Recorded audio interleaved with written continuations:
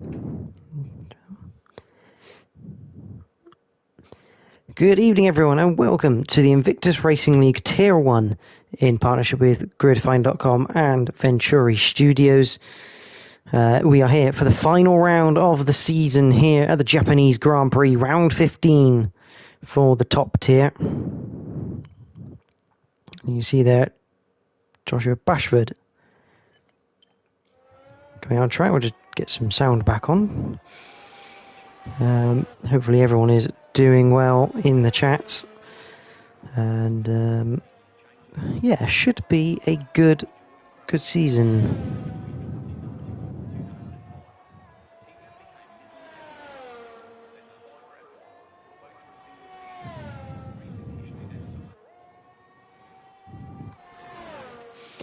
So Joshua Bashford, the first person out on track. We do have a couple of tier 2 drivers in tonight, as they did not race last night. We've got Luke Bailey in the Haas.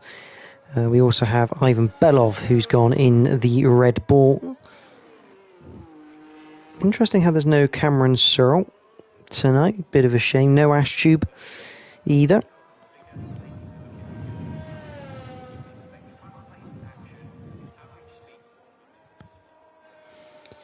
Ivan now on the circuit. But the Japanese Grand Prix, the first Grand Prix here held in 1987 here at the famous Suzuka circuit. 5.807 kilometers long, 18 corners, 10 to the right, 8 to the left, and not for the faint-hearted. If you're wondering why I'm on there at the moment, my co-coms of Brucey Harding, he is on his way, just running a little bit behind time, but he will be here in due course. But let's go on board with Joshua Bashford. As myself, JPH99 takes you on a lap here of the Suzuka circuit. So out of the final corner we go. DRS wide open down this main straight. It's going to be a critical overtaking spot into turn 1. And you're not going to brake until about the end of the curve there, as you go turn 1 flat, first curve. Turn 2, just bring it across to the right into the S's. Flick it left, flick it right. 5th or 6th is good round here. 6th for stability. 5th if you want to get a little bit better drive. 5th gear for that final one. Into Dunlop. It should be flat in qualifying. Should be flat in the race, really, if it's dry. And that just keeps going around. Into Degner 1. A quick downshift as you flick it right, and then you hit the brakes hard for Degner 2. Turn 4 in 4th gear.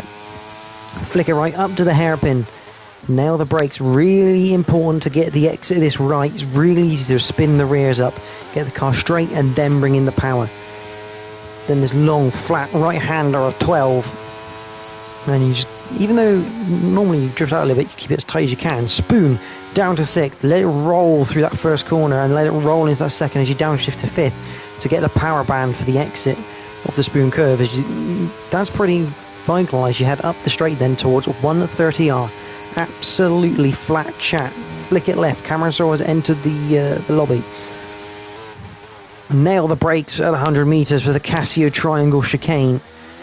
3rd gear again, you've got to be careful. A little bump, a little crest there on the exit, which can catch drivers out.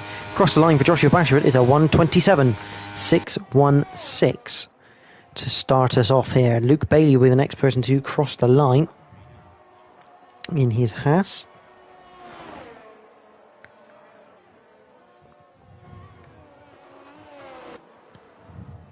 Flick it right, flick it left, and Luke Bailey, what can he achieve? The answer to that question is a 1:28.049. Martin's on an outlap. I think that's got Spooked, who's also on an outlap. So the next person will be Ivan Belov in the Red Bull.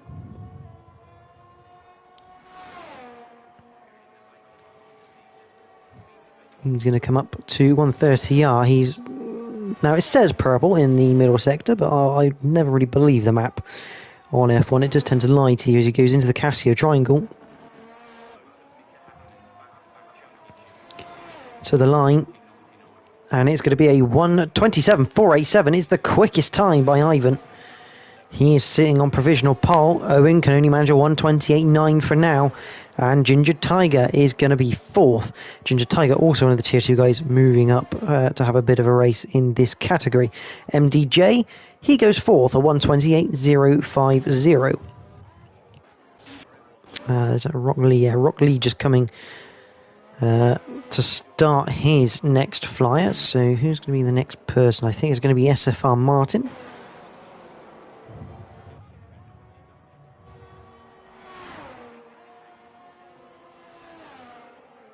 Drives it into Spoon. Easy to run wide out of Spoon, but you kind of need to carry the pace all the way through.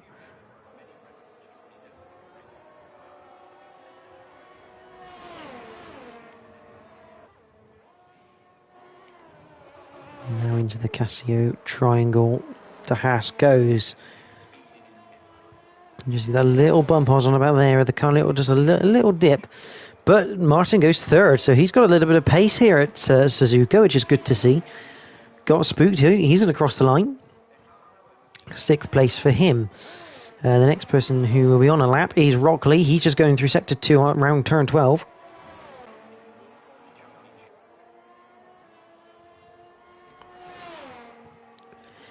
Up to the line, up to the sector 2 line for the Alfa Romeo. Yellow flag in the third first sector.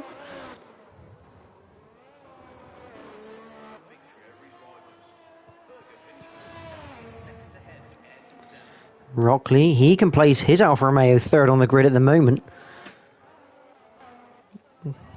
Merckx just going through Dunlop now. Has gone board with them into the Degner 1, Degner 2. He keeps it in 7th, down to 4th for Degner 2. Cameron Kerbers. Joshua Bashford's gone for a second run and he's put it on provisional pole position, a 1:27.455.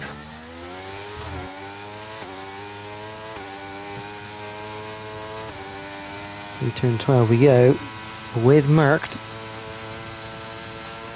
and into Spoon, and I'll let you listen to the absolute flat chat engine of this Aston Martin as he comes up to and through 130 off.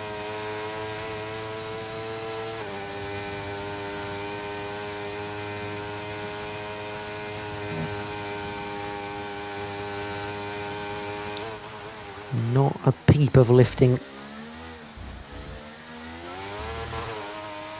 Onto the corner. Works it across the line. It's going to be quickest, a 1:27.142. He says, have a go at that, chaps. Cameron Charles ends up in a Mercedes, sorry. So, a slight livery change for him to his usual.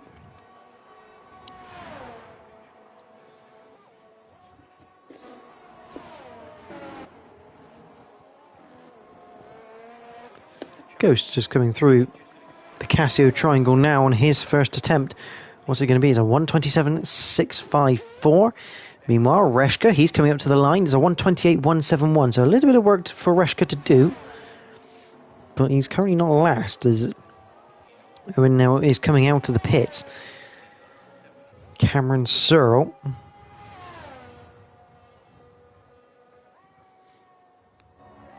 Just coming through Degner 1 and Degner 2.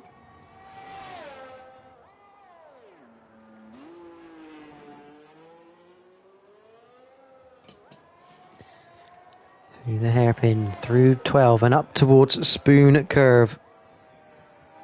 The number 5 Mercedes for the night. What can he achieve?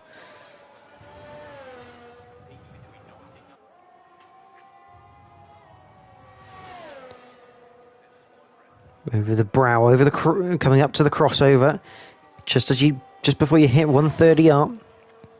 The only F1 circuit to have this sort of figure of 8 loop, where you go back over the top of the track.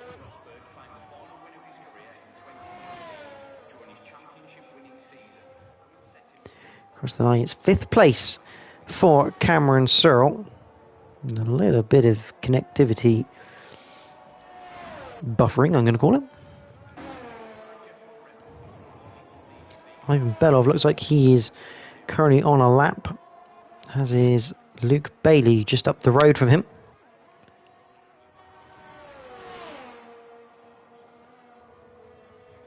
In terms of the standings, obviously Merckx is the champion of Tier 1, Bruce has now joined the session, which is good news. He'll be joining me in the comment box very shortly. Emir is currently second on 112. Ghost on 94. He needs, he can't, Ghost unfortunately can't take second. So it's an Aston Martin 1-2 in this championship. As Luke Bailey coming through the Casio triangle. Across the line, a 1:27.495 for Luke Bailey as he crosses the line. Ivan will be the next person across. But yeah, Ghost in third. He's also secured third place. He's 16 points ahead of Stinos, but Stinos is not here tonight. MTJ could take fourth away from Stinos, and then Cameron too far behind then to really do anything. SFR Martin could move up the table from 9th. Owen could also move up the table from 12th. In terms of constructors, Aston Martin are constructors champions. They're on 295 points. Ivan did go second in the end. Ferrari and AlphaTauri are tied. Now that's going to go the way of AlphaTauri as long as they score 1 point, courtesy of the fact that there are no Ferraris here. So that's a bit of a dead battle. There's a small battle between the McLarens and the Williams, though I expect the McLarens to win that 2-1 tonight racing. But in the meantime, good evening, Bruce. How are you? Yeah, good evening, GPH. Good evening, everyone. Yeah, apologies. Just a couple of technical issues, a couple of human issues, but yeah, I managed to get back now just in time for the sharp end of qualifying. Yeah, and I was just saying, we've got a few of the Tier 2 guys in tonight. That was a bit of a reserve role because they did not race last night, so this is kind of like their final race for the season. Of Ivan, who's third, Ginger, who's fourth, Luke Bailey, who's sixth. So we got a good little range. As I think Owen's just put his McLaren into second, with MDJ third at the moment. And we were saying, this is good news to see Owen back on pace, and obviously MDJ after his small stutter, shall we say, last week, he looks to be back on the pace as well. Yeah, absolutely, and as you say, Owen, had a fantastic race last week. Showed what he has sort of half promised to show all season, really. So yeah, good to see he's continuing that format. And yeah, obviously MDJ had by his fair standards, a bit of a disaster last week. I think it was a bad qualifying and an incident right at the end of the race. So yeah, good to see MDJ back at the sharp end, and the times are nice and close as well throughout. And as you say, Ivan and Ginger from sitting not too far off the pace there at all, as well as Luke. Yeah, definitely is. Martin just coming through 130R into the Casio triangle. In his house, he's had a bit of an up and down season as he's just invalidated that lap, and I'm surprised he continued on to finish it. I'm surprised he didn't just go back into the pits, maybe have a minute or two rest and get ready for that final run. But he'll get back out in time for another lap, but it's going to be a little bit more of a rush than it probably needed to be. Yeah, it's one of those things, I suppose. Maybe if the invalidations happen late, is whether you process it quick enough, I suppose. But was just checking now. I'm not sure who it was. It might have been Ghost, I think, was in the gravel at one point there on that lap. So I'm not sure if that was an attempt at a flying lap or an out lap or an in lap. Definitely not an out lap. So Ghost had to have a small visit to the gravel there. Yeah, he'll be regenning the battery, and it wouldn't surprise me if he actually ends up just coming into the pits to strap on his third set of soft tyres and just almost do a complete reset. Because I think if he were to go again now, that would be his last attempt here in qualifying. Yeah, it is. As he does continue, I did notice. I have noticed Jordan this week. Obviously, Jordan, our Tier 4 race, that it is always possible if you make a mistake early on to actually take it steady for the rest of the lap and recharge your battery in qualifying up to a high amount of percentage ERS. So he should have plenty in the bank now to do this lap without any issues. As you say, maybe the option of going for the slightly fresher tyres might have been better, but I'm sure he hasn't lost too much performance from these anyway. Now, we have seen a little bit this season that sometimes it's almost like a second installation lap which is what that lap would have been then for Ghost. Sometimes works with these tyres as well. Yeah, it'll be interesting to see exactly what he pulls out the bag here. To be honest, still a fair trek now through Spoon, coming up to Spoon, and a bit of a blag down the back straight to the next sector, to the end of sector 2, and obviously sector 3 pretty much flat out 130R, and then just the chicane. So not a lot to be gained in that final sector really, but getting a big slipstream now off of his teammate, off Reska, doing the team option. 2/10 up, so he's looking to improve here, maybe around 4th or 5th place. Through the Casio triangle, Ghost goes. Stick it to the right hand side for the run to the line. It's going to be 4th place for Ghost, a 1:27.346. So a good final lap for him.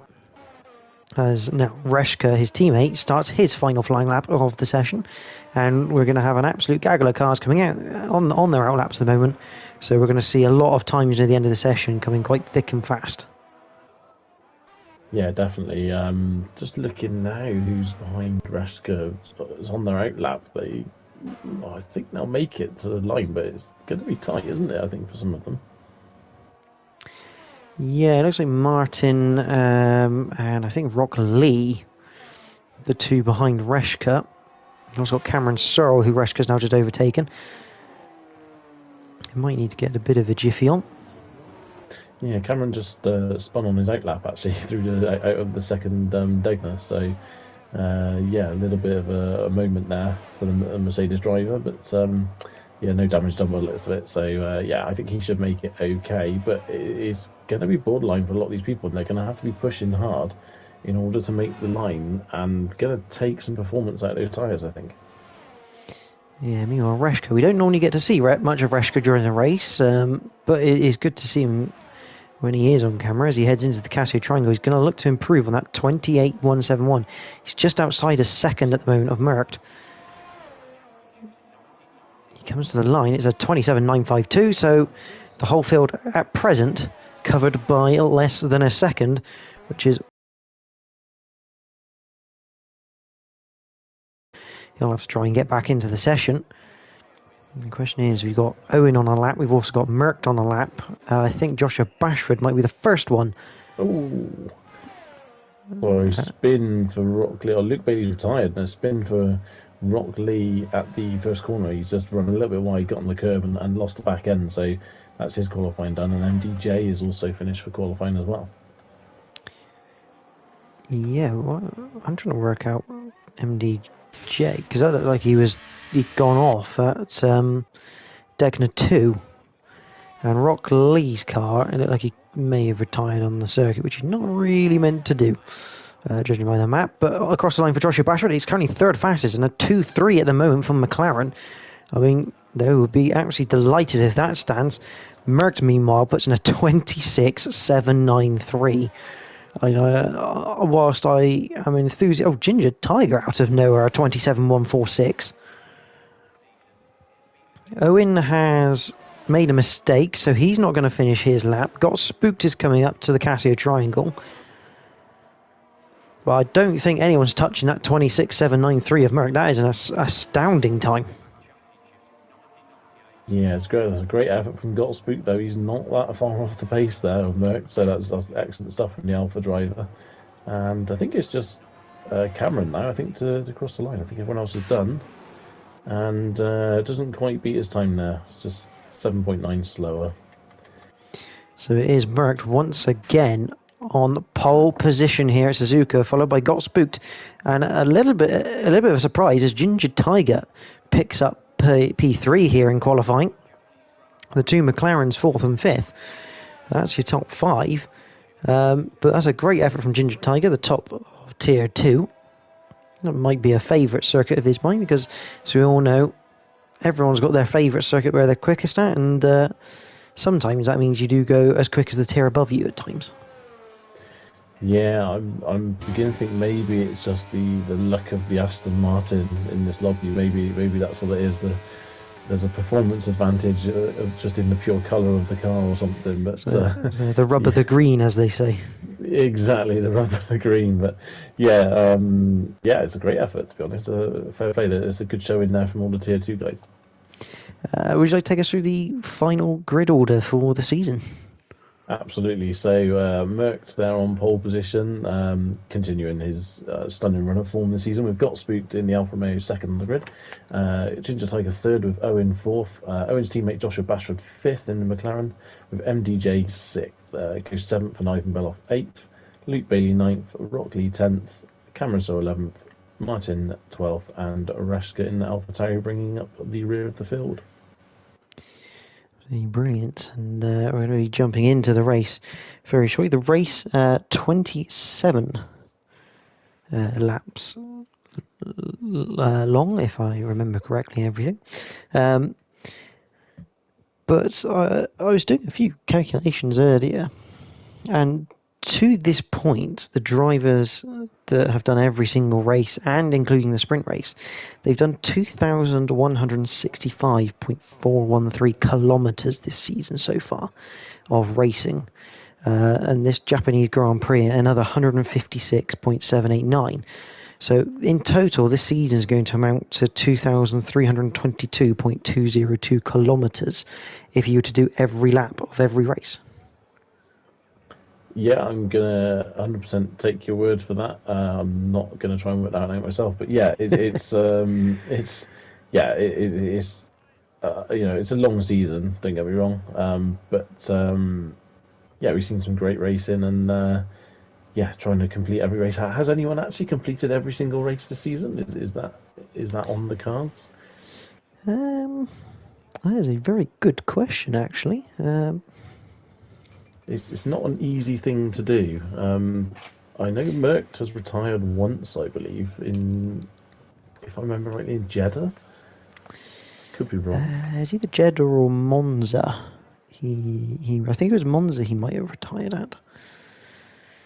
I'll tell you what, I think it's Reshka potentially finished every race this season. There's a definite potential there for Reshka to have done it. It's annoying because you have to try and find someone who's definitely been to every race, and it requires immense consistency.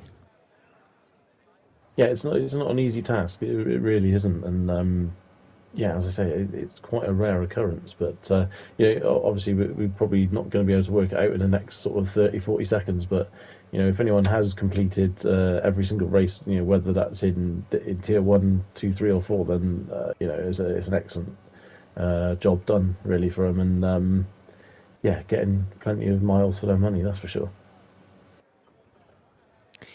Yeah, I mean, there may be one way of finding out, which I'm just trying to do now. Let's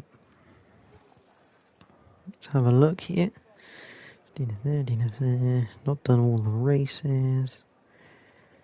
As amazing as it might seem, no one has completed every lap this season. Drivers have either missed races or retired from races. And Merckx retired from Monza, round 1 of the season. So yeah, I mean, I don't really know what we've proved with that, but it doesn't matter because the race is about to start. Yeah, we have the 5 red lights, and for the final time this season, we are racing this time at the Japanese Grand Prix. The question is, it looks like Merckx got a good getaway. Got Spooked has not, and that's allowed Owen down the inside for second place. Ginger Tiger looking around the outside. I see Ivan and Cameron still swapping positions, but Ginger Tiger still trying to hang around the outside, but Spooked just about holds on to his third place for now. Ghost and MDJ having little fights as Ghost gets through there. Joshua Bashford now looking around the outside of Ginger Tiger. That's a bit close through the S's. And just about get away with it, but has made Joshua run a little bit wide, and he's a bit susceptible to the AlphaTauri behind. So susceptible, he's lost that position as we head up towards Degner 1. No way he's going to hang around the outside of there. And MDJ was having a little look into Degner 2, but thought better of it. Probably a wise idea, but we are away and clean. Here comes MDJ up towards the hairpin. He's going to go around the outside. Yeah, I don't think he's well, he should get better traction, and he almost managed to make that work, but Joshua just about closed the door in time before he really got there. And MDJ this time now looking down the inside, this time at Spoon, and it still doesn't quite pay off for him. As I see in the background, I think Martin and Reshka quite close together through Spoon, but nothing really quite happening in terms of overtaking. Ghost on the outside of Ginger Tiger as MDJ can move right like that, but Ghost has into the Casio Triangle. He's going to complete the move into fourth place, and Ghost means business at the start of this Japanese Grand Prix. Yeah, well done there, JPH. Cameron so getting slightly pushed onto the grass there by Luke Bailey, but just about enough room given. Yeah, a lot of people on that first lap shaping up for moves, but all backing out when they realised they weren't quite going to make it. And yeah, really clean first lap, and it's really good to see some sensible racing. Looking at the tyres, we have 2 people on soft tyres.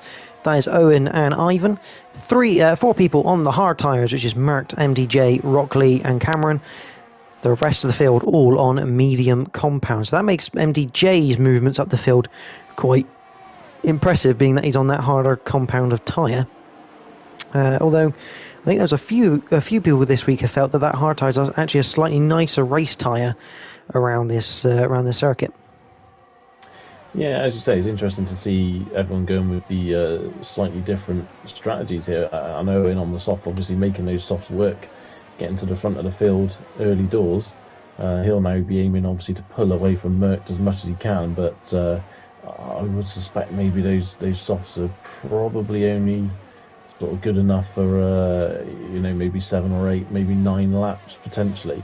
But we did see earlier on this week that the game did suggest that a soft and hard strategy was not that much different pace-wise to a medium-hard strategy. So, yeah, it would be interesting to see exactly what everyone goes for. I don't think we'll see a 2-stop. I don't think there's any mileage in that. But, yeah, as I say, that Merck is closing back up on the back end of Owen.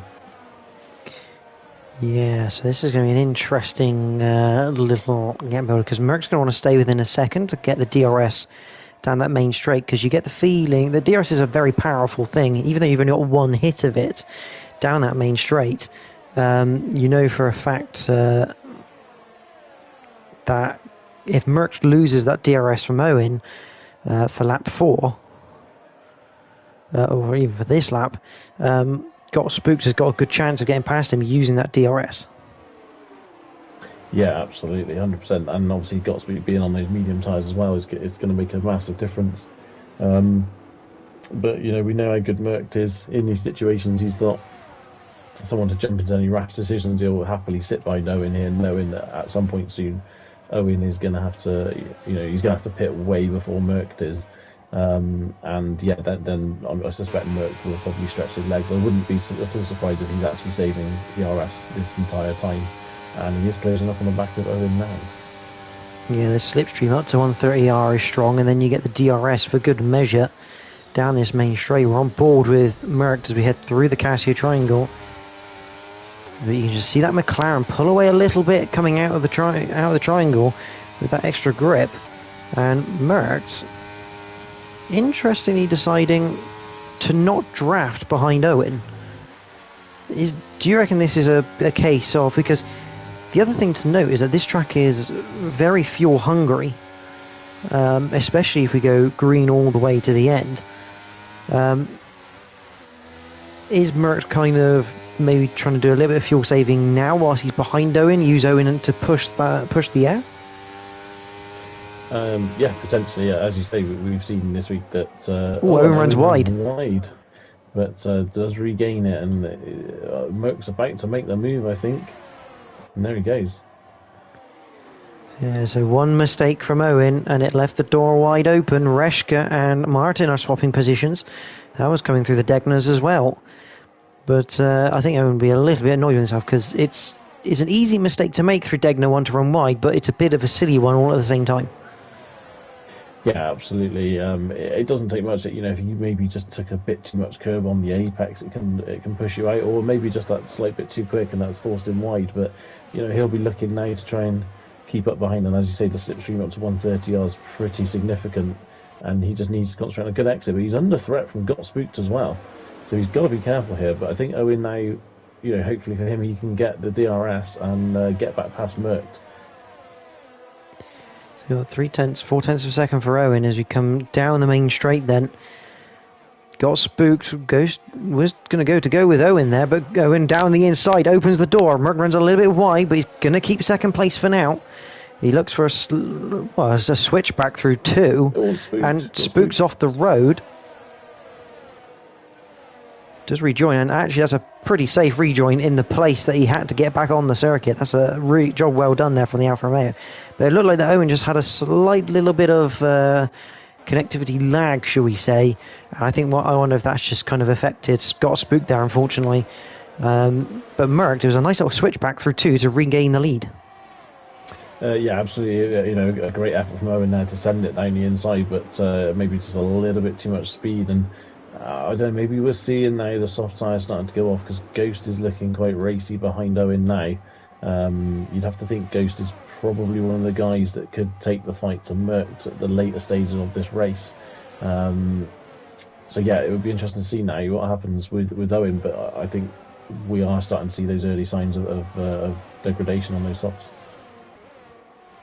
Yeah, we just have this massive 11-car train right now where everyone in that top 11, see that's Luke Bailey just dropping out of that second range, has Got Spooked down the inside of Joshua Bashford through the triangle, gets it all on, gets all over the curb, almost has a moment with his teammate of Rock Lee, and now they're going to be 3 wide as Ivan Belov's going to take advantage and try and take the pair of them.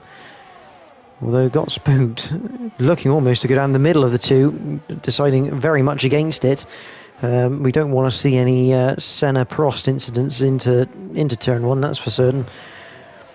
But yeah, Got Spooked, he tried it round Bashford. Obviously, the door inevitably through that corner closes if you're on the outside, and that curbing is not a place you want to be.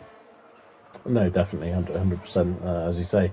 But yeah, lucky not to make contact there with his teammate, as you said. But yeah, it's an excellent bit of racing. It's a little bit of a slide there from Ivan, but yeah, it's nice, close, compact, isn't it? It's not, you know, we've just seen that with Got Spooked. He's gone from you know, fighting for the league down to 9th within the space of a couple of laps, just from a couple of run wide. So yeah, one mistake is going to drop you right back down the order, as unfortunately Got Spooked just found out. What's incredible about that little battle and tussle coming out of the chicane was that there's still an 11-car DRS train running right now. There was no break in that chain, which is obviously good for us as commentators and spectators, as Ghost is getting rather close to the back of the McLaren now. I get the feeling he's going to want to dispatch of Owen sooner rather than later, and we have an issue. That is Ivan Belov has gone round at the casino triangle. Ghost is going past Owen for second place. Cameron in the pits as well, so I didn't know if Cameron was close to Ivan. I got a feeling he was a few cars back, wasn't he? So doesn't look like not under. So I don't know if they changed the front wing on that car either, or whether this is just an early. Or is this Cameron maybe thinking there might be a safety car and trying to take advantage of that? But obviously Ivan got going again, and we've stayed under green flag conditions. Yeah, a bit unsure on that one. It was a bit of a strange one because they seemed to do the tyre change and then the car seemed to be held for a while. But yeah, I didn't see a front wing change there either. Not on my screen anyway. So. Yeah, a bit of a strange one, but yeah, big shame for Ivan. You know, he was having a really good run, and he's dropped right down now to 12th and a bit behind the pace. But yeah, still a long race to go, still 20 laps after this one, so anything could happen. Absolutely, either that or Cameron Sorrell is going to try a 2-stop because he's in clear air now. But the only problem is he's got no DRS, and those with DRS will make up time. I say that as I think he's gone into the gravel at Degner 2. Yeah. So his race just going from kind of bad to worse, unfortunately, there for Cameron in the Mercedes. Yeah, as he's just rejoined now, just up the hairpin now. So yeah, bit of a disaster that, and yeah, he'll now be needing a safety car, as I think probably will Ivan at this point in the race as well. But yeah, Ghost has obviously passed Owen now as well, so he's right on the back of Merckx, and Ghost is looking incredibly quick tonight. Yeah, it makes you think that his quali performance just, he didn't quite hook up the laps. Remember, his quali lap did come under slightly worn tyres as well, for good measure. It seems like it's a slight underrepresentation. However, Merckx still has to run those medium tyres, which we know are about a second quicker normally than the mediums, give or take a few tenths based on perfect laps, etc., etc. Cameron Saw into the pits again. And this time he is got a front wing being changed, so I think he did clatter the wall on his recent expedition of the Japanese gravel. Yeah, unfortunately, that's yeah, pretty much race done. But we know Cameron won't give up. He'll keep going. He's been in situations like this before and kept pushing. And yeah, hopefully he'll do the same here, and hopefully that will he'll be rewarded with that a little bit later on. But yeah, Ghost, yeah, he's, as you say, maybe qualifying didn't go quite well, but as you say, it was on these slightly older tyres. I think you could see a move being done here to 2 and 1, because he's got a good run there out of the Cassia Triangle. Yeah, looking behind on Merckx as we see Ghost pull to the right hand side. He's going to go ahead of Merckx into the first curve. And you just see Ghost there just brake that little bit earlier, just to make sure that the front got around. I think that's Ivan Belov. He's found himself really deep at the Casio Triangle, and now he's doing some donuts. I don't know if he's been employed by Pirelli to test the strength of those soft tyres, but they will certainly explode on him if he's not careful. And he ought to get a move on as Rock Lee. He's had a big accident at the Dunlop curve. And we do have our first safety car of the night. Wow. Yeah, interesting. That Ivan's now come in the pits, and they maybe after got Rockley's incident, maybe slightly regretting all those donuts. Ivan has retired from this race. Okay, that's. And I get the feeling that's because he may know that he shouldn't really have been doing donuts at the Casio Triangle. Wow. We'll have to ask him that one in the future, maybe. But yeah, as I said, Cameron's obviously a bit of a disaster, but this brings him right back into it now. He's going to catch the back of the pack, and yeah, it's not all over for him, for the Mercedes driver. But it'd be interesting now. Is this too long for Merck to take advantage of the safety car and switch to mediums? You know, I mean, he's going to come in the pits. I guess he kind of got to take that free pit stop option. But it's a lot of laps to do on medium tyres. It is, but as you say, the problem is if he doesn't, he's a minimum. As Luke Bailey gets it all crossed up coming into the pit lane. If he doesn't take this opportunity to pit, he's at least 20 to 25 seconds down on Ghost straight away. Yeah, absolutely. And then obviously he has to make that time up somehow during the race. So yeah, I mean, yeah, it's a no-brainer. He kind of has to make that pit stop, but that might not help in the long run.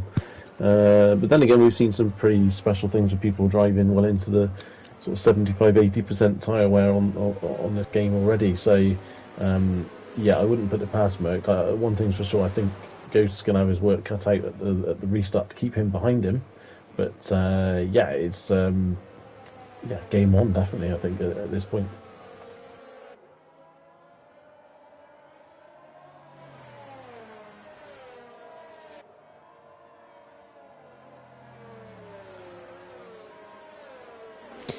So, under safety car, lap 10. And Merck has a bit of a job on his hands, as does MDJ as well. He's in the same boat here as Merck. The biggest thing here for Cameron is obviously he can't really. Obviously this helps him to bring him back to the pack. However, it kind of doesn't help him because he's also stuck on medium, so it means he's also a bit like Merck and MDJ. There's every possible chance that he may have to pit anyway. But he's so far back that he can't really come into the pits because otherwise he might not get to the back of the pack.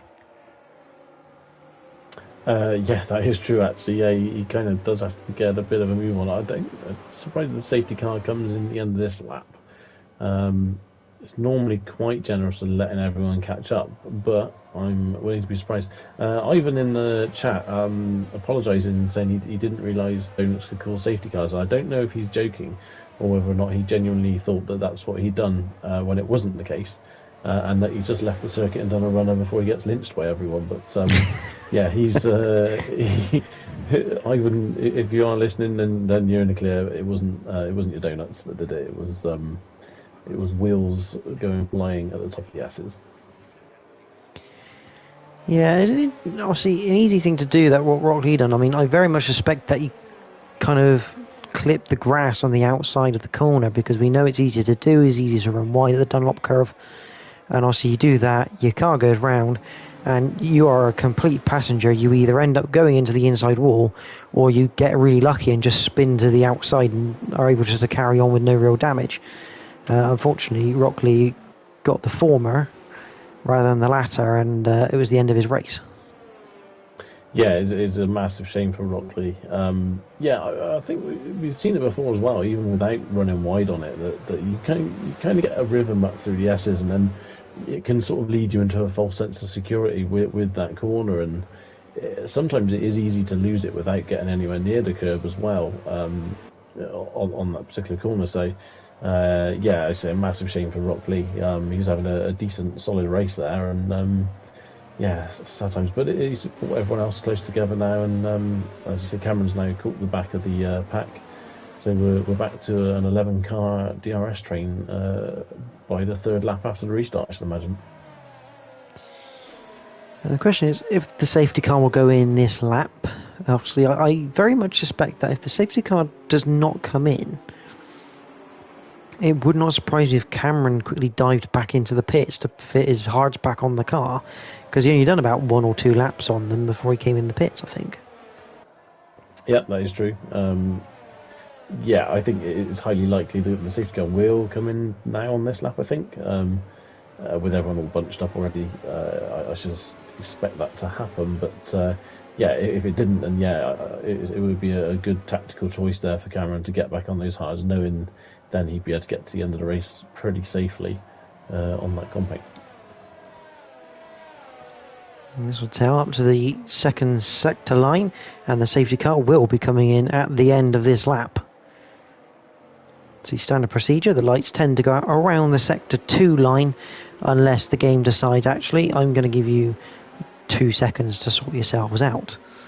Luckily on this occasion, it's done it well in time, and Ghost is leading this field on hard compound tyres. He has got murked on the mediums, but will the mediums last the end of this race? They've got to go a long way. 16 laps, and Ghost drops the hammer. We are back racing here. And it's a good restart from Ghost. That means Merck is not going to have any chance going into the first curve. Owen might be under threat from MDJ here, but nothing happens there. Ginger Tiger and Joshua Bashford are racing into the first curve as well. Oh, and here comes Joshua. He looks to the outside as he starts the S's, but again thinks better of it. I mean, this is the fun as Cameron's making moves. Actually, he's up to 10th past Martin. He's looking down the inside of Reshka.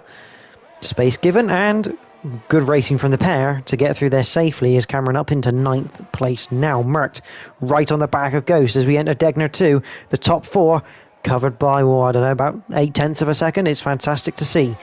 Into the hairpin they go, and it's all line astern apart from NDJ, who's looking down the inside of Owen. This is for 3rd place, but Owen should get better traction on the outside line. Yeah, fantastic racing there from the guys at the front.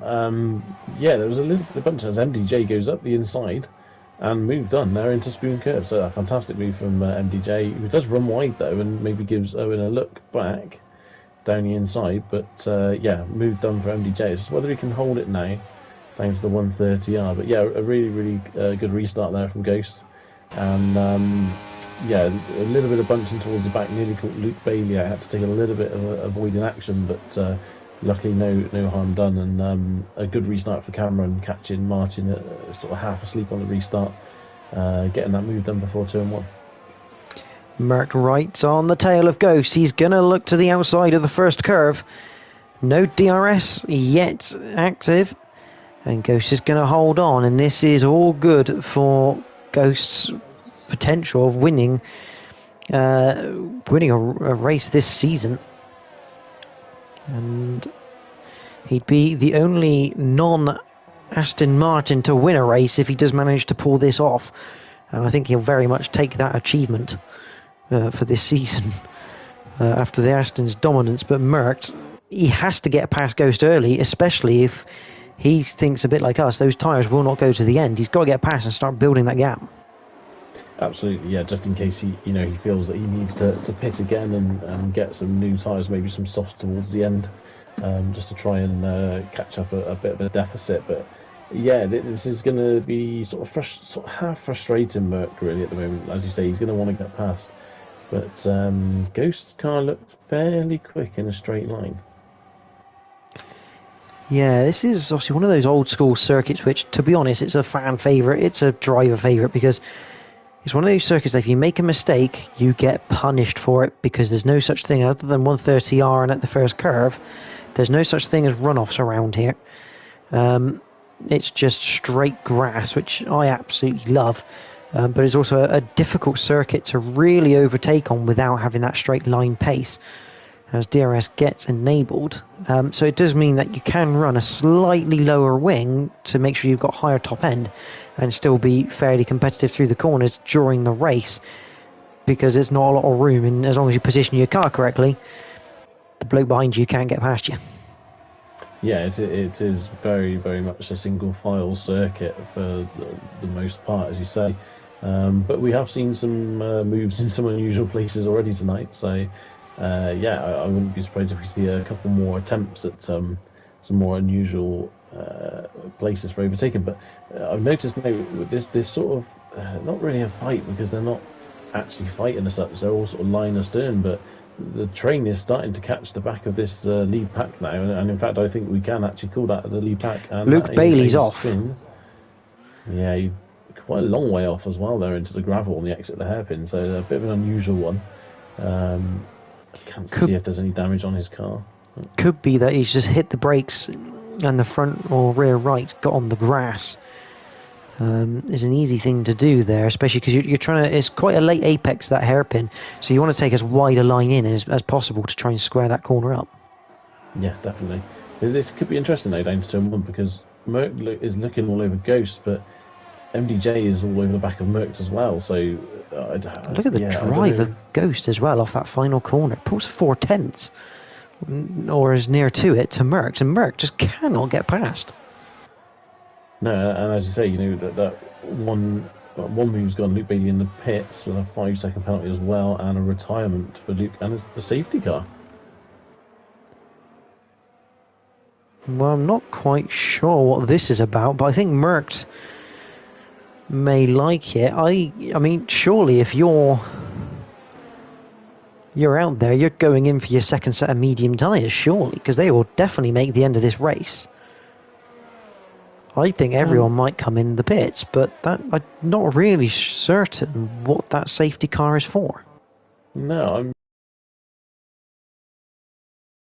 it appears to have front wings attached, and yeah, I haven't seen any, because that is one of the common causes on this game, is if someone loses a front wing. Yeah, very strange. Don't really understand that one. Unless for some bizarre reason, obviously, as Luke Bailey's come into the pits, he's taken his front wing off in the pit lane, and for some bizarre reason that's caused the game to throw out a safety car, which would be a bit strange, especially with the pack so tightly together. Yeah, not beyond the realms of possibility, though, I should imagine, on this one. So, yeah, maybe not a bad shape. Maybe he has done a bit of damage coming into the pits, and yeah, I mean, maybe the retirement in the pits wasn't actually retirement in the pits, if that makes sense. And as I thought, Ghost is coming in the pits. Merkt is going to stay out, which is going. But this is interesting now because Merkt is taking track position, as is Ginger Tiger. Everyone else comes into the pits, and I must state that Ghost is. Oh, I thought Ghost was being held there, but it's just the game not really cooperating very well. I must stress that Ginger Tiger is not a Merck's teammate. He is Tier 2 reserve. Yeah. So he is racing for himself. Yeah, I mean, you can take the driver out the Aston, but you can't take the Aston out the front of the field, can you, by the looks of it? So, yeah, once again, there's a familiar sight of two Astons at the front of the Tier 1 race. Emir's replacement for tonight seems to be doing a good job. And he's on those hard tyres, which will go to the end of the race comfortably. However, we know, as you say, we know the mediums will as well, and you have to think Ghost, MDJ, Owen, they're going to have big pace advantage over that second Aston Martin once the race gets going again. But I mean, yeah, for me, Ginger Tiger can be pretty proud of what he's achieved so far tonight. I mean, even before the safety car, he's running in fifth, which is a fantastic effort from the Tier 2 driver. Yeah, I mean, in theory, I mean, Cameron Searle technically is also a Tier 2 driver at the moment, but we all know that his core roots are Tier 1. So if you look at it from a technicality point of view, obviously there's two Tier 2 drivers left, but in a reality kind of view, Ginger's the last of the T2 drivers left in this race. Yeah, exactly. I say Luke Bailey and Ivan both DNFing, so very impressive stuff. I'm assuming we're going round for another lap on the safety car. It'd be very late for him to call it in now. Yeah. Although I wouldn't put it beyond the realms of possibility. And I thought Merck was going to dive in the pits then. I was going to say he'd lose a lot of track position. Didn't bother. But, I mean, what sort of advantage are the likes of Ghost and MDJ going to have? Not necessarily over Ginger Tiger, but Mercked. Definitely. Well, I'm going to hazard a guess at roughly about 6 laps tyre advantage. But, it'd be interesting. I think the thing for Ghost and MDJ, Owen, they need to get past Ginger Tiger as quickly as they possibly can. And then see really what the tyre wear is like on those medium towards the end of the race. If Merck's tyres start to fall off the cliff a little bit, then they'll be in an excellent position because they're going to have a lot more grip at that moment in time. But it'd be interesting. I think one thing that these safety cars will ease the minds for the drivers is with their fuel, potential fuel issues. As you said before earlier on the stream, that this circuit is particularly fuel hungry, so this should ease any concerns, and hopefully that means no one's going to be fuel saving towards the end and everyone can have a flat out race. Yeah, we do love flat out races. Provide some fantastic racing, and I mean, it was kind of when Rock Lee, well, actually in theory, now the for Tier 1 drivers, like, they just have to finish this race to claim points, because obviously the Tier 2 drivers will not be represented in the results for the points in this race. They are purely non-scoring reserves, kind of like having their final race of the season. So unfortunately for Rock Lee, there was only 10 Tier 1 cars here, and unfortunately he's the only one that's going to miss out on at least a point, as the safety car is going to be coming in at the end of this lap. Yeah, absolutely. Points mean prizes and all that jazz, but it's a big shame. But a bit of bunching up at the back there, Reska nearly going into the back of Joshua. It's the one problem you've got to be careful with, and Merck is slowing down the pack massively at the moment. Through the Casio triangle we go. We're on lap 17. We're going to go on to lap 18. Good launch from Merck, who gets about just under half a second to Ginger Tiger. Joshua Bashford making a move on Martin straight away. Again, Martin seemingly a little bit slow on that restart. I wonder if it's just where the restart's happening. He's just in one of those awkward positions where you just can't get the throttle down, and because of that, it causes you a bit of an issue down the main straight. Yeah, that's entirely possible. We see it a lot with virtual safety cars. They always seem to, the ones you remember are always the ones they seem to go green again when you're sort of halfway around a hairpin or something. So, it does seem as though maybe Martin is halfway around that last corner as it goes green, and everyone is just able to get that sort of run on him. But a good restart from Merck, already 1.2 ahead of Ginger. And Ghost is going to want to get past Ginger Tiger as quickly as he possibly can. But he's got MDJ in close attention behind him as well. Yeah, Merck's kind of part replacement for his teammate is doing him wonders right now. But here comes Merck, and here comes Ghost down to the inside of 130R. He's gone round the outside of 130R. He's now going to go down the inside of 130R. Both times, I believe, if I remember correctly, on Ginger Tiger. So he can do it one way, he can do it the other, but that's crucial because now he's also toying with that second gap of Merck to try and get within that DRS, and it looks like MDJ also now not hanging around, looking to the inside of Ginger Tiger. But the door just about closes in time, and Owen is getting interested, as is got spooked behind. And I believe I just saw Joshua Bashford, current holder of the fastest lap of the race. Yes, he is, at 29.370. Yeah, MDJ really looking for that move thing inside. It looked like he was sort of poking that front left wheel in just to see if maybe it would scare Ginger Tiger out of the way. But Ginger Tiger holding firm. He's not being flustered at all by these guys behind him. And driving a fantastic race right now. He's almost like a scary train when you go on board Ginger Tiger and look behind, as that looks like Cameron so down the inside of got spooked at the hairpin. And got spooked is he's not been spooked by that one by Cameron, so he's going to have to try again as Owen runs wide at Spoon. He picks up a 3-second time penalty. That's a bit harsh because he ran wide. He didn't exactly gain any time. Here comes MDJ though. He's got a good run out of Spoon curve, and past he goes. And Ghost, we're going to keep an eye on the gap for Ghost because he is slowly closing in on that lead Aston Martin. Ginger Tiger looking to fight back. Owen almost into the back of the Aston Martin. Good racing, good nose cone awareness by the McLaren driver. As we head on to the main straight, 0.25, the gap at the front. Ghost isn't going to do it this time around, but you get the feeling with DRS now active, it's only a matter of when and not if.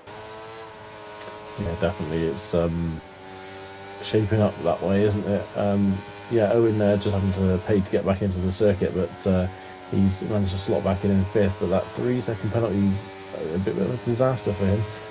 Ginger Tiger runs wide, and a big spin for Ginger Tiger. And incredibly, I think the game ghosted him quick enough that no one else got caught up in that, which is good to see, because the last thing you want to see is a driver making a very small minor mistake and it costing 3-4 other drivers who are complete innocent bystanders and everything. So it's good to see that didn't happen. Yeah, big shame though for Ginger Tiger. He was driving a fantastic race and just ran ever so slightly wide at the top of Dunlop, and it's sort of one of those that just seems to happen in slow motion when you watch it. You can see it coming, but there's just absolutely nothing you can do about it. Back to the front, Ghost is all over Merck. Yeah, I'm not surprised Ghost didn't go for that move at 130R, because the detection point for the DRS is now just before the Casio triangle. So now the AlphaTauri's got DRS, he's got better grip because he's got younger tyres. Up to the... across the line they go. Here comes Ghost to the inside. And a pretty stock standard move. And the only thing I can think of here, why Merck went for track position, is because Merck could not get past Ghost with that tyre difference of mediums and hards. And I wonder if he thought, well, if I'm on the same compound as him, I'm still not going to get past him. Potentially.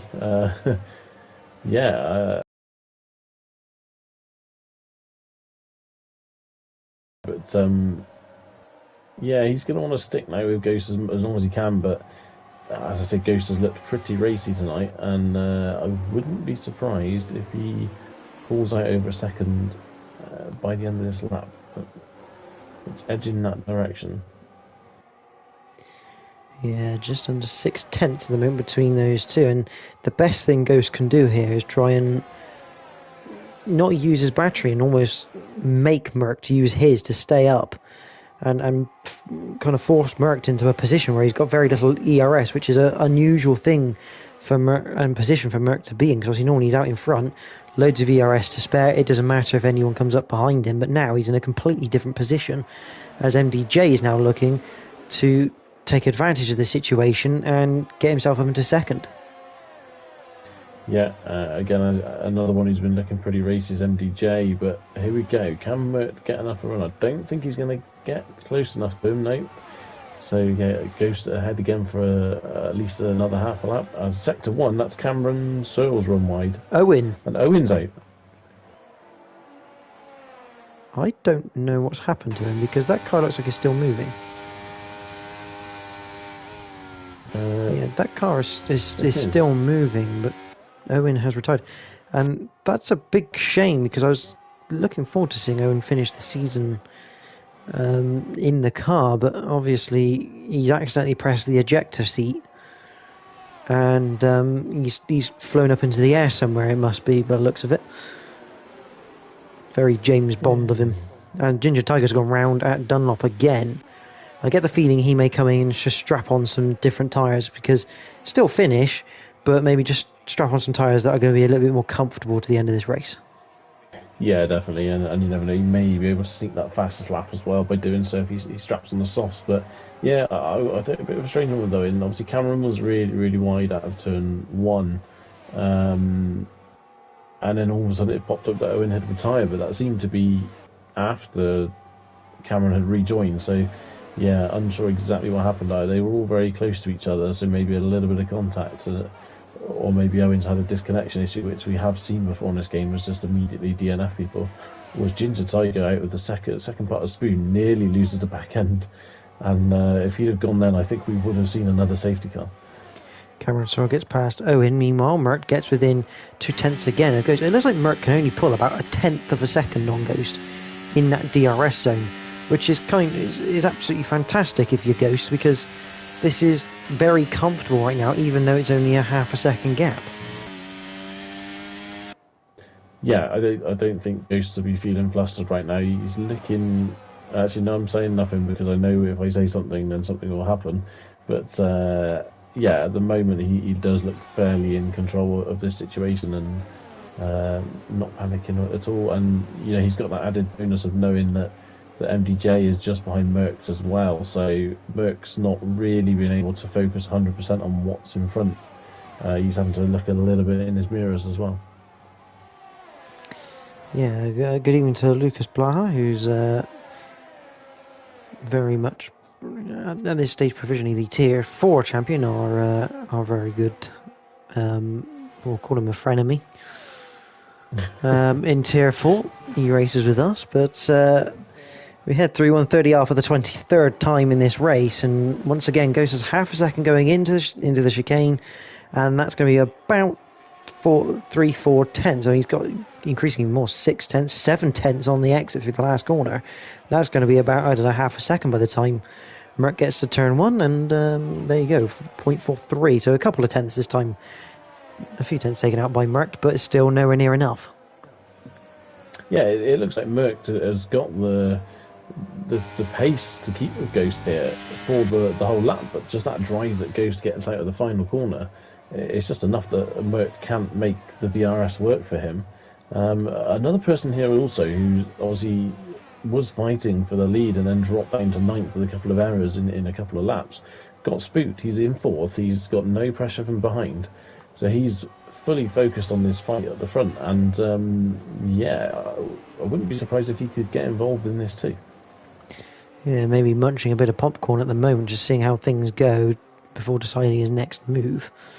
The only thing is, he's just, again, at the moment, all 4 of them are together, but none of them are close enough to mount that challenge on the car ahead of them at the moment.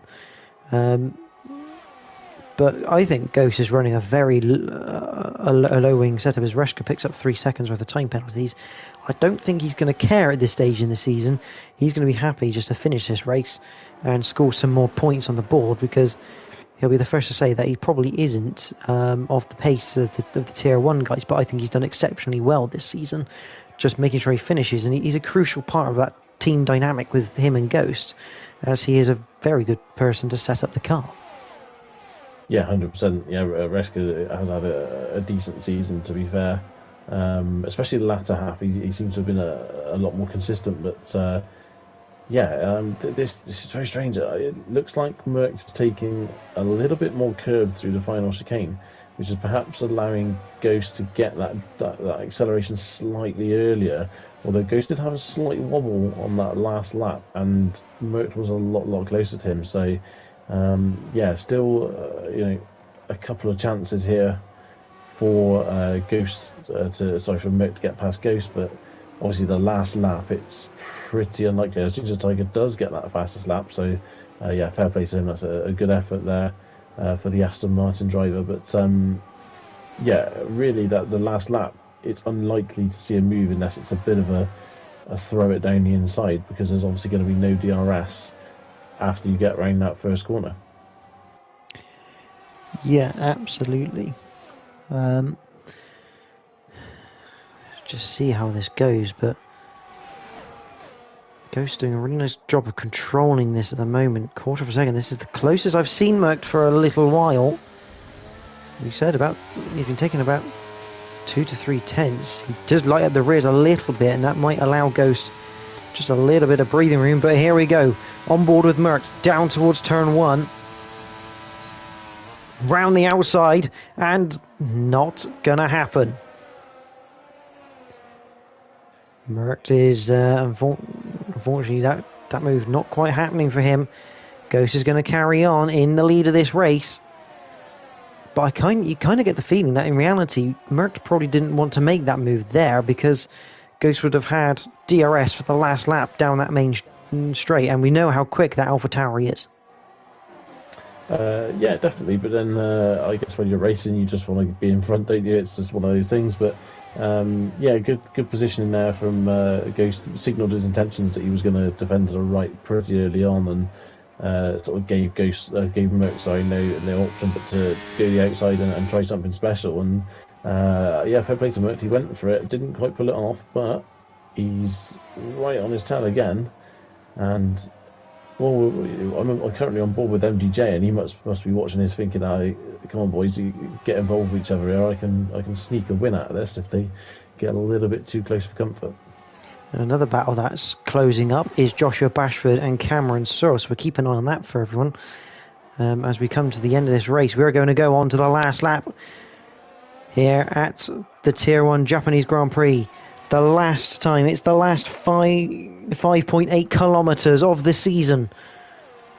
Can Merckx get past this AlphaTauri? The answer is going to be no. He's too far behind going into turn 1, and you get the feeling that is possibly the only chance Merckx going to get here on this final lap, but you just never know. As we head through the S's and up towards Dunlop, can the Tier 1 champion make a sudden move somewhere that no one expects? He's going to have to do something impressive now, I think, from this point. Can he get a move done into the hairpin? You'd have to think Ghost's going to be all over that with the defensive side of things, and it'd have to be a hell of a send. And he's not going to go for that. As Danny Rick would say, you got to lick the stamp and send it. He's going to have to send it from absolutely miles back. The way this is looking for Merckx, it's been an absolute Aston domination. But Ghost is looking to ruin their perfect season, a little bit like Carlos Sainz this season in the actual F1, ruining Red Bull's intentions to win every race. Yeah, this is if Ghost can hold on to this is what we would class as an upset. But Merckx is closing in. Is this going to be a last gasp deal into the chicane? Ghost is out of VRS. We head to the chicane. Merckx looking to the outside. Ghost defends the inside. Runs a little bit deep. Merckx looking to go switch and switch again. I don't think he's quite got enough. Merc loses the rear end, and Ghost will take the win here at the Japanese Grand Prix for Merc. MDJ third. A fantastic final race as Gotspook takes fourth.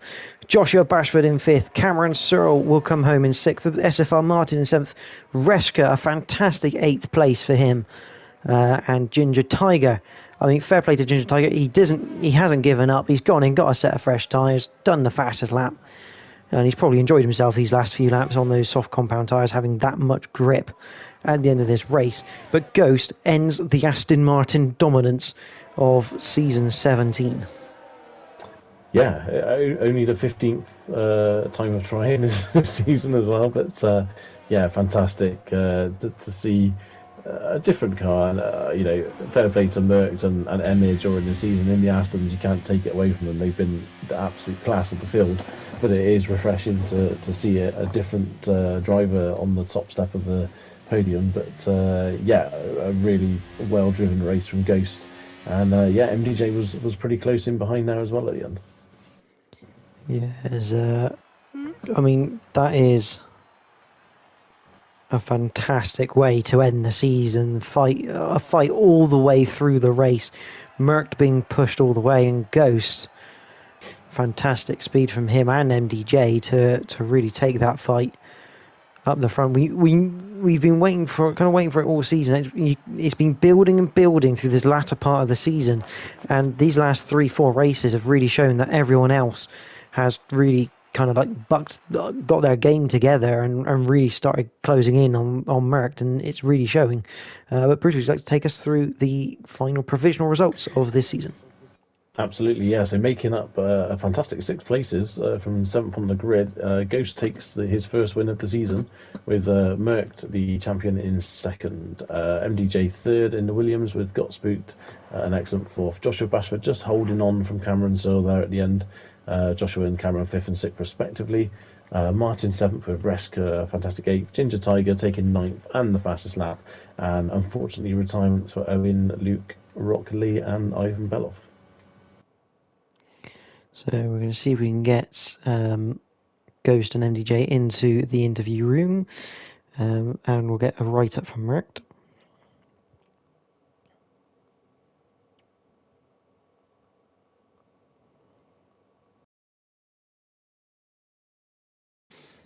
But yeah, what a stellar way to end this season 17. Obviously, Merckx, the Drivers' Champion, Aston Martin, the Constructors' Champions, and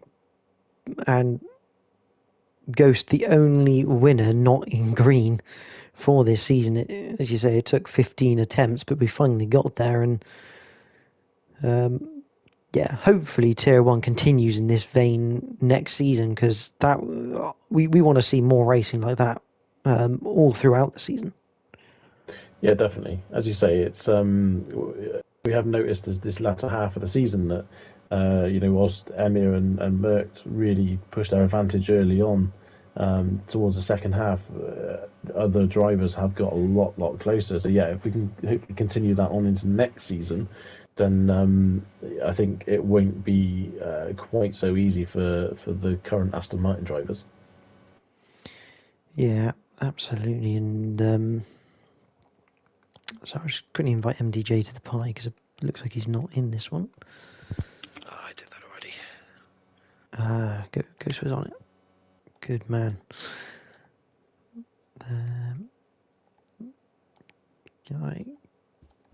Oh, thank you. Just wait for my PlayStation to actually respond to what I'm telling it to do. But yeah, absolutely. And as you say, we do have 2. I mean, it might be the first time we've had 2 of the podium runners in for interviews, but we do have Ghost and MDJ. Ghost will come to you second, I think, on this occasion.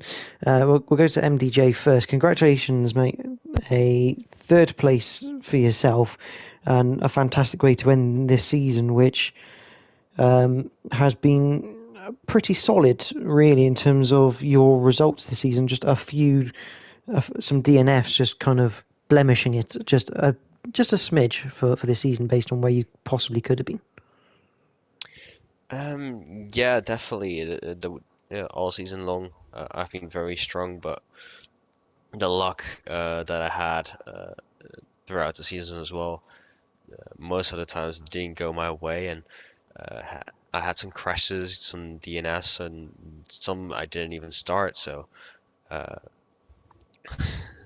to get in places in positions like this one uh, feels way more like it feels better than it normally feels in any other leagues because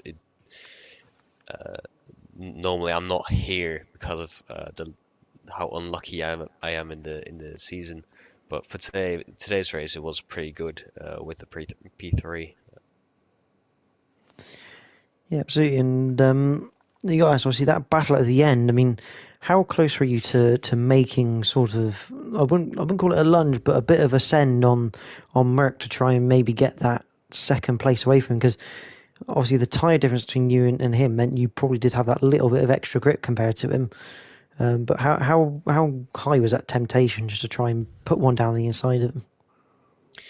Well, I actually made a mistake by using all of my ERS while I was gonna catch Ghost and Mercked after passing one of the the Aston Martins, uh, which meant that I had no ERS to battle with, and so I was kind of hoping for Ghost to drive away out of the 1 second mark so I can have a go on the straights on Mercked, but that didn't happen, so I kind of got stuck in P3.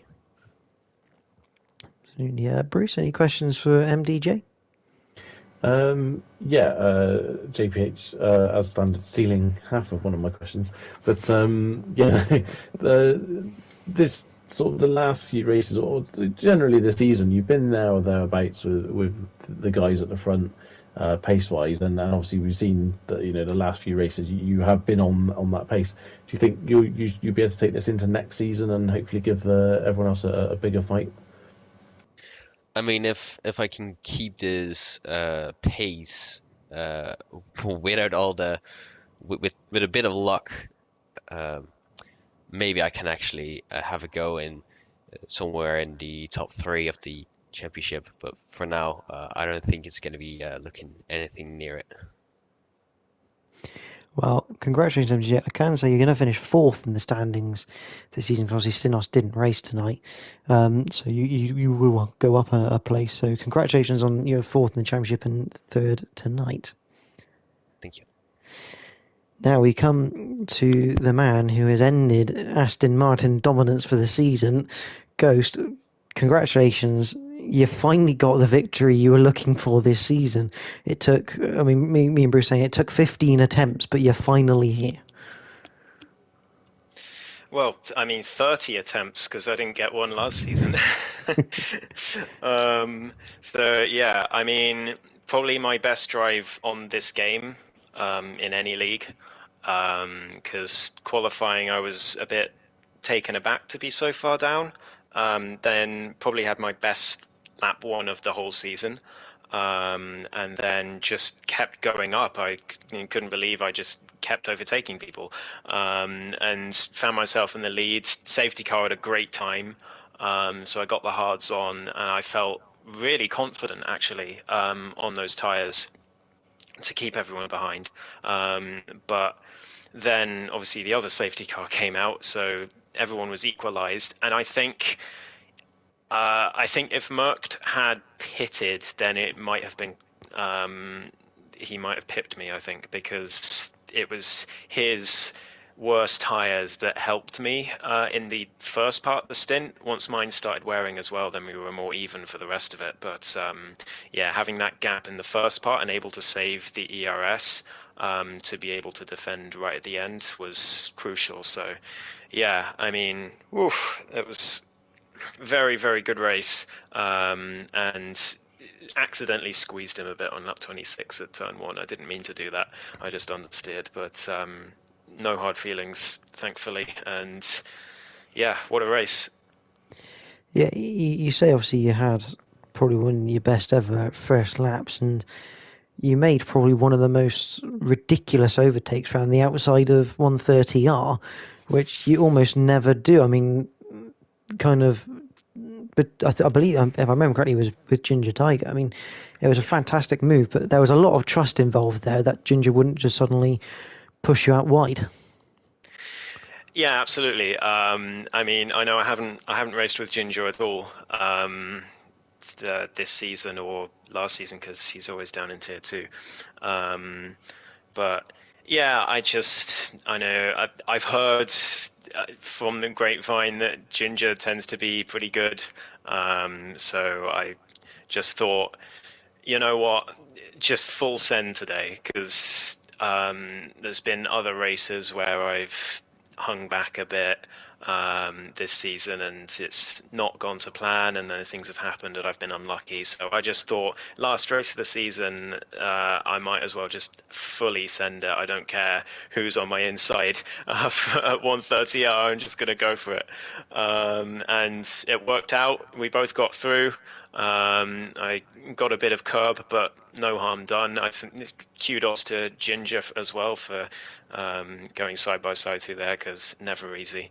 So yeah, I'm very happy with that, and I was happy going around the outside of I think it was Joshua Bashford at Dunlop on the same lap, and then the inside of Degner 1. So yeah, very very good first lap, and then the rest of the race just the race pace was good, and I just used it and got a bit of good timing with the safety car, but kept people behind and made sure I had enough ERS at the end. A bit dicey in the last chicane on the last lap because I got a bit of marbles going on the inside to defend, and nearly overshot the corner, but managed to cover off the switchback. So yeah, very good race. Bruce, any questions for Ghost? I had one about 130R, but we've covered that one already. But, one thing we noticed towards the end of the race when you were holding off Merck was out of the final corner, you had much better drive than him out of there. Did you feel that as long as you could cover him down into turn 1 and 2, the remainder of the lap would, you'd have no issues keeping him behind you, or were you concerned that maybe he'd have another opportunity elsewhere? My only two concerns at this track are obviously DRS to turn 1 and the run through 130R down to the last chicane, because the slipstream you can get on that run is absolutely ridiculous.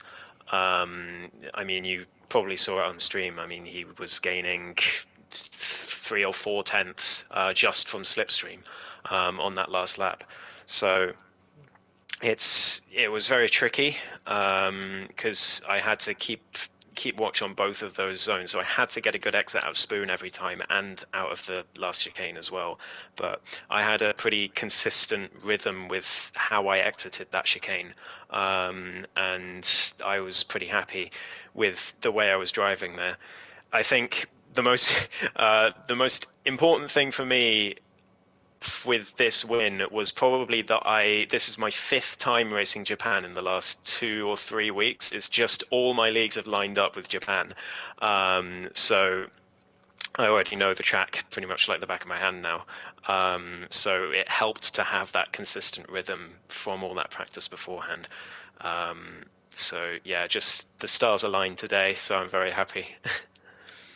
Absolutely, and I think we kind of have to ask, because let's face it, it's a pretty obvious question. How does it feel to end the Aston dominance of season 17 at the last time of asking? It's, I feel kind of like Carlos Sainz from Singapore. It's very much I wanted to be, because I knew if someone was going to break that streak, I wanted it to be me. And I'm sure everyone else is thinking the same. So I'm glad I managed it. And it wasn't even because Merck had a terrible race or anything. So beating him fair and square, I mean, the best end to the season I could wish for. And in fact, especially when it's been such a horrible season with bad luck that I've had at a lot of races. But I mean, despite all that, I'm still P3, so I can't complain too much in the championship. And commiserations as well to MDJ, because he made it tough. Because I knew if he had sent it on Mercked at some point and gotten past him, then I don't know what I would have done to keep him behind, because I think I was helped by Mercked having worse tyres than me. So it would have been even more of a struggle. So yeah, kudos to both of them. What a battle, and I'm sure you enjoyed watching it as well.